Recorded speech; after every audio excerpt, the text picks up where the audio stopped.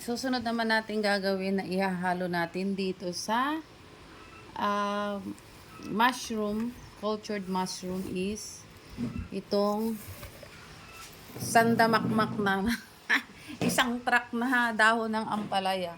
So, hindi po ito binili. Kinuha lang dyan sa backyard garden namin. Yan lang sa ano.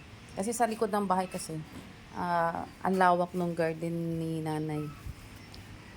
So, ano siya. Kinuha lang siya sa ano. So, it's all organic yan. O, hindi siya, basta tumubo lang siya. Yan, kunin mo na lang. Ayan, oh. Ang dami, oh. Isang truck na ano, dahon ng ampalaya leaves. So, ito yung advantage ng ano, pagkakaroon ng mga tanim-tanim, mga garden. Yan. Freshly na ano, pick na ampalaya leaves.